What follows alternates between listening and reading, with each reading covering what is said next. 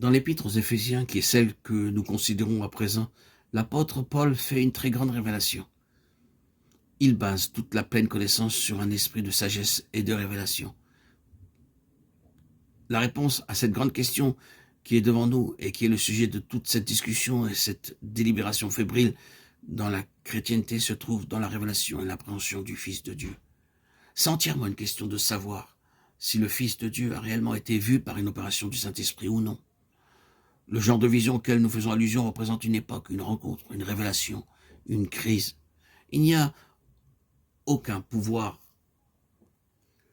sur cette terre qui aurait pu changer ce Saül de Tarse violent, fanatique, sectaire, ce pharisien, fils de pharisien, en l'apôtre des païens, Romains 11, 13.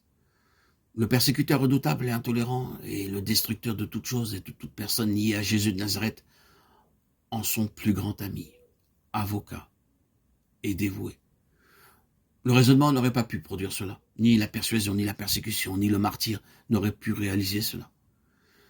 Mais cela s'est accompli.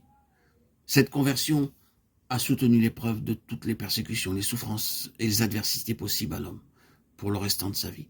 Qui plus est, cela fournit la substance du plus grand de tous les ministères apostoliques, d'une valeur intrinsèque telle que d'avoir poussé au maximum tous les efforts et de les avoir épuisés à travers de nombreux siècles pour sonder, expliquer et comprendre.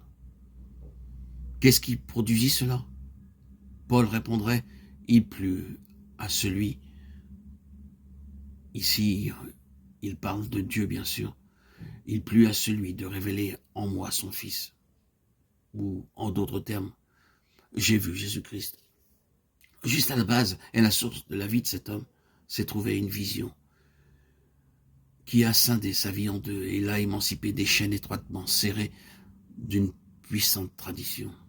Il a dit, le Dieu de la grande parole créatrice, qui a dit que la lumière soit et la lumière fut, a brillé dans mon cœur. Et par cet acte et par cette lumière, j'ai vu la gloire de Dieu sur la face de Jésus-Christ. 2 Corinthiens 4, 6. Sur cette face, Paul a vu le dessein éternel de Dieu quant à l'homme. Il a vu la méthode de Dieu pour réaliser son dessein. Il a vu l'immense importance du Fils de Dieu dans la création et dans l'univers. Et il a vu en celui-ci l'Église comme son corps. Nous ne pouvons pas attacher trop d'importance à cette question de révélation, d'illumination, de vision. Elle est basique dans le salut. Acte 26, 18. Elle est essentielle pour un ministère efficace. 2 Corinthiens 4, 6. Et elle est indispensable pour une pleine connaissance et une pleine croissance. Éphésiens 1, 17.